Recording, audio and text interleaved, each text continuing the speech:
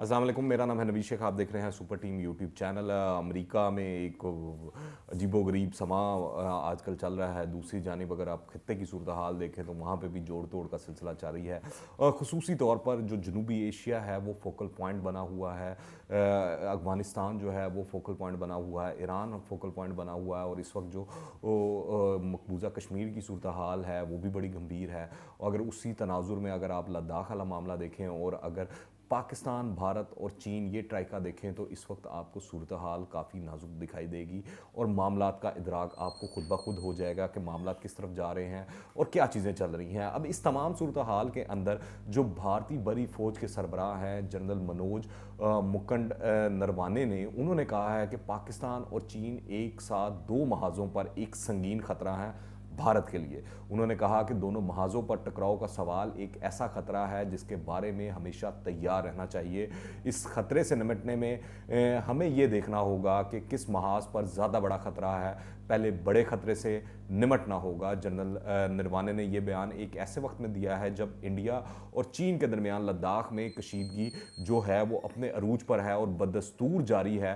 ताज़ा तरीन सैटेलाइट जो तस्वीर हैं उनसे भी पता चलता है कि कशीदगी के इस माहौल में चीन अब सिक्किम और अरुणाचल प्रदेश की शुमाल मशरकी सरहदों की नज़दीक भी बड़े पैमाने पर फौजी तामीरात में मसरूफ़ अमल है, जिसके बारे में रिपोर्ट्स आती रहती हैं और हम भी आपको गाहे बगाए आगाह करते रहते हैं। एक सवाल के जवाब में जो नरवाने साहब हैं जो आर्मी चीफ हैं इंडिया के, उन्होंने कहा कि चीन ने सेंट्रल और ईस्टर्न कमांड के इलाकों में भी टकराव के पॉइंट्स पर नई सड़कें बनाई हुई हैं, हवाई पट्टियां भी तामीर की हुई हैं और बैरकें भी बनाई हुई हैं। जबकि इंडियन आर्मी से पूछा गया कि हाल ही में चीन ने सरहदी इलाकों से 10,000 फौजी वापस बुला लिए हैं, तो उन्होंने जवाब दिया कि ये फौजी ट्रेनिंग के बाद मामूल के मुताबिक हटाए गए हैं और सरहद से काफ़ी दूरी पर ट्रेनिंग पर थे। उन्होंने ये भी कहा कि चीन ने LAC पर तैनाती किसी मुकाम से फ़ौजें नहीं हटाई हैं। जो ज़्यादा अहम है वो ये कि जिन खित्तों में बराह रास्त टकराव की सूरत हाल है वहाँ फ़ौजियों की तादाद में कोई कमी नहीं हुई है। ये वो सरहदी इलाके हैं जहाँ हमें ख़ास तौर पर नज़र रखनी है। तो इससे पहले अगर आप देखें जो भारतीय मीडिया है, जो बीजेपी की हुकूमत है, वो तो ये पोट्रोय करती रही है कि जो चीनी फ़ौज है वो वापस जा रही है लद्दाख में पैंगसंग टसाओ के जो वो झील है उस इलाके के अंदर वो पेशरफ्त वो जो है पीछे को हटना शुरू हो गई है। अब जो ये जनरल मनोज नरवाने के बयान हैं और जो वो उनसे सवालात हुए जिसके उन्होंने जवाब दिए, ये तो बिल्कुल उलट नज़र आ रहे हैं कि वो वहाँ पर मौजूद हैं। उन्होंने बैरकें भी बना दी हैं और वो सिक्किम और अरुणाचल प्रदेश की तरफ भी जो है चीन जो है वो पेशकदमी कर रहा है। और इस वक्त जो है दोनों जानिब हज़ारों फौजी पूरी जंगी तैयारियों के साथ लद्दाख के पहाड़ी खित्ते में एक दूसरे के आमने सामने मौजूद है। बाज़ मुकाम पर दोनों मुल्कों की अफवाज के दरमियान महज चंद 100 मीटर का फासला है। जी, चंद 100 मीटर का फासला है। गुज़िश्ता हफ्ते चीन के एक फौजी को इंडियन फौजियों ने अपने इलाके में पकड़ लिया था। उसके बाद चीन ने बड़ी ही धुआंधार और बड़ी ही हैवी किस्म की एक धमकी भारत को लगाई थी, जिसके बाद जो ये अभी पीर गुजरा है वो पीर के रोज़ 2 दिन पहले कागजी कार्रवाई के बाद चीनी फौजी जो है वो चीन के हवाले कर दिया गया था भारत की जानिब से। जो इस तमाम सूरत हाल में जो इंडिया के एक बड़े ही अहम और सरकर्दा अस्करी तज्ज़ियाकार हैं, साबिक फ़ौजी भी हैं, वो अजय शुक्ला साहब, उन्होंने हाल ही में एक जो है वो मज़मून लिखा है। उसमें उन्होंने कहा है कि उस आर्टिकल के अंदर कि इंडिया की बेशतर अफवाज अभी तक पाकिस्तान के महाज पर तैनात हुआ करती थी, लेकिन अब इस सोच में कुछ तब्दीली आ रही है। शुक्ला के मुताबिक पाकिस्तान के महाज से 2 डिवीज़न यानी 36,000 फौजी अब चीन के महाज पर तैनात किए जा रहे हैं। तो सूरत हाल इससे आप अंदाज़ा लगा सकते हैं कि लैक के ऊपर भारतीय फ़ौज की क्या सूरत हाल है और चीन की क्या तैयारियां हैं और इस वक्त भारत किन मसाइल का शिकार है और किन मामलात में घिरा हुआ है। दरअसल मैं आपको बताऊं कि जो सूरत हाल है, जो LOC है, इसी वजह से LOC को भी भारत ने मुसलसल जो है हॉट रखा हुआ है। वहाँ पर भी गाहे बगाहे जो है वो हम खबरें सुनते रहते हैं गोलाबारी की और वो फायरिंग वगैरह की और सीज़ वायलेशंस जो है इस साल गुज़िश्ता साल में भारत ने सबसे ज़्यादा की LOC के ऊपर। और दूसरी जानिब अगर आप देखें अफगानिस्तान के थ्रू या ईरान के थ्रू भारत कोशिश करता है कि पाकिस्तान के बलूचिस्तान को डिस्टेबलाइज किया जाए, कराची के अंदर कार्रवाइयाँ की जाए, मुल्क के दूसरे हिस्सों में KPK के अंदर सोरिश को बर्पा किया जाए और जो दहशतगर्दी कार्रवाइयाँ हैं उसको किया जाए। अभी हालिया जो मच के अंदर इंसिडेंट हुआ उसके अंदर वाज़ह सबूत है कि भारत था उसके पीछे। हमारे प्राइम मिनिस्टर इमरान खान साहब ने भी इस बारे में जिक्र किया और बताया। और जो इंडियन क्रॉनिकल्स आई थी उसके अंदर भी जो भारत का सारा कट्टा छटा था उसने खोल के रख दिया था और दुनिया के सामने बता दिया था कि भारत क्या करता रहा है। इससे पहले इकोनॉमिस्ट मैगजीन के अंदर भी भारत के हवाले से जो आर्टिकल्स हैं वो शाया होते रहे हैं कि भारत किस तरह टेरर फाइनेंसिंग करता रहा है और जो टेररिज्म को इस खित्ते के अंदर परवान चढ़ाता रहा और टेरर को एक्सपोर्ट करता रहा है। यानी कि भारत ट्रेन शुदा टेररिस्ट दूसरे ममालिक में भिजवाता रहा है और उनको ट्रेनिंग मुहैया करता रहा है। दरअसल हकीकत ये है कि भारत को पाकिस्तान ने हर महाज पर शिकस्त से दो चार कर दिया है। LOC पर इसे जो है वो हमेशा जो है मुंह तोड़ जवाब दिया गया पाक फोर्सेस की जानिब से। सफारती हवालों से अगर बात की जाए तो पाकिस्तान ने इसकी दहशतगर्दी के दस्तावेजी सबूत दुनिया के सामने रख दिए हैं और भारत का जो एक वो नकाब था जमहूरियत का वो उतार दिया है, खींच डाला है। इसकी जो CPEC के खिलाफ साजिशें थी वो भी पाकिस्तान ने बेनकाब की हैं। भारत को कौम मुत्तहिदा की सलामती कौंसिल की 2 कमेटियों की सरबराही से भी दूर कर दिया गया है।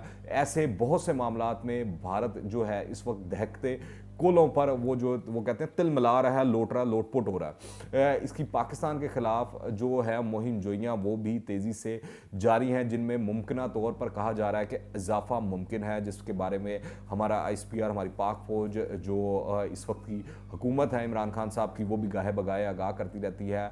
जो अक़वाम मुत्तहिदा में हमारे सफ़ीर हैं वो भी बताते रहते हैं और बाकी लोग भी इस हवाले से आगाह करते रहते हैं कि भारत के इरादे क्या हैं। तो इस वक्त सूरत हाल ये है कि पाकिस्तान को अशद ज़रूरत है कि वो चौकस रहे। जब से ये भारतीय आर्मी चीफ का बयान आ गया इसके बाद तो कोई दूसरी बात रह ही नहीं जाती कि भारत जो है कुछ ना कुछ गलत करने की सोच रहा है, कोई फॉल्स फ्लैग ऑपरेशन की तैयारी कर रहा है, कोई ना कोई इस तरह की चीज़ें प्लान कर रहा है फ़ौज को। क्योंकि आज जो दरपेश हैं चैलेंजेस, इनका तकाजा है कि पूरी कौम उसके साथ शाना बशाना हो खड़ी हो। ऐसे में ओपोजिशन से जो वो मामला चल रही है उसको भी अपने बयानात और चीज़ों के बारे में नज़रसानी करनी चाहिए और हुकूमत को भी चाहिए कि वो मामलात को ठंडा करने की कोशिश करें और अपना किरदार अदा करें। दूसरी जानिब अगर आप देखें भरपूर कोशिशों के बावजूद भारत जो है सलामती कौंसिल में मनपसंद कमेटियों की सरबराही हासिल करने में नाकाम रहा है। भारत सलामती कौंसिल में अफगानिस्तान मामले को संभालना चाहता था, लेकिन इसके कुछ करीबी दोस्तों को भी ये महसूस हुआ है, जिनमें मेरे ख्याल से अमेरिका पेश है कि अफगानिस्तान के अमल को आगे बढ़ाने में हिंदुस्तान का किरदार मुस्बत नहीं होगा। और ये हम देखते आए हैं कि भारत का जब से अफगानिस्तान में असर रसूख बढ़ा है अफगानिस्तान के मामलात मज़ीद ख़राब हुए हैं। और क्योंकि वहाँ पे अफगानिस्तान में मामलात ख़राब होते हैं तो पाकिस्तान का जो कबायली इलाका बलूचिस्तान जो है वो उधर टेंशन्स इंक्रीज़ होती हैं। और अगर आप देखें जो वो लाइन से जो भारत ने अपने अफगानिस्तान में सफारत खाने बनाए रखे हैं उनके थ्रू वो पाकिस्तान के अंदर सोरिश बर्पा करने पर लगा रहा है और आगे भी इसी चीज़ का खदशा था कि वो ये ऐसा कर सकता है। तो अफगानिस्तान अमल को आगे बढ़ाने में जो भारत का किरदार है वो किसी सूरत मुस्बत नहीं है और ना ही हो सकता है। वो उसको अफगानिस्तान को बतौर टूल इस्तेमाल करना चाहता है, ये दुनिया को पता है, ये दुनिया जानती है। अलकायदा और दाइश पाबंदियों की कमेटी को अपने मकासद के लिए इस्तेमाल करने के हिंदुस्तान के एजेंडे से आगाह कौंसिल मेंबरों की अक्सरियत हिंदुस्तान को इस कमेटी की सरबराही देने की मुखालफत थी। ये हकीकत है। हिंदुस्तान ने न्यूयॉर्क और कौंसिल के मेंबरों की दारुल हुकूमतों में भरपूर लॉबिंग की, लेकिन वो इनको राज़ी करने में नाकाम रहा और सफारती सतह पर भारत को सुबकी का सामना करना पड़ा। और पाकिस्तान एक बार फिर सफारती सतह पर भी भारत के मुकाबले में कामयाब रहा है। भारत को किसी भी कमेटी की सरबराही देना बिल्कुल ही इस तरह था जैसे बिल्ले को दूध की रखवाली पर बिठा दिया जाए। ऐसे में भारत को अफगान अमूर की कमेटी की सरबराही मिल जाती तो अफगानिस्तान में अमन की बहाली की मज़ीद मंजिल जो है वो दूर हो जाती।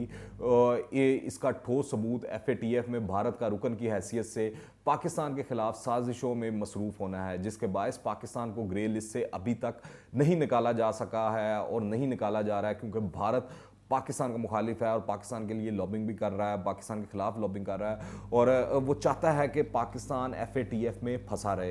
हालांकि पाकिस्तान ने FATF की तकरीबन तमाम शराइत मनोवान पूरी कर दी हैं, मगर अभी भी वो उसमें कोई पेशरफ नहीं हुई है। अगर आप देखें, अभी चंद रोज़ कबल की बात है कि मच में 11 मजदूरों को बेदर्दी से शहीद कर दिया गया और उसकी जिम्मेदारी दाइश ने कबूल की। इस वक्त दाइश कहाँ से ऑपरेट हो रही है? पाकिस्तान में तो नहीं है, अफगानिस्तान से ऑपरेट हो रही है और अफगानिस्तान में दाइश का असर रसूख है, जो सुनने में खबरें आती हैं और इतलात आती हैं। इस हवाले से अगर आप देखें, वज़ीर-ए-आज़म इमरान खान पाकिस्तान ने भी कहा है कि भारत दाइश की पुष्पनाही कर रहा है और अफगानिस्तान से बैठकर उसको फंडिंग भी कर रहा है, उसको रिसोर्सेज मुहैया कर रहा है। असल में जो अफगानिस्तान में दाइश है उसके पीछे भारत है। और अगर आपको याद हो, द इकोनॉमिस्ट मैगजीन का जो आर्टिकल था, जो उनका पूरी रिसर्च पे बेस जो उनका वो था मजमून था, उसके अंदर उन्होंने वाज़ह तौर पे बताया था कि भारत जो दाइश है और इस तरह की जो फंडिंग है, इंतहा पसंद तंजीमें जो हैं उनको फंडिंग भी कर रहा है और उनको ट्रेनिंग भी मुहैया कर रहा है,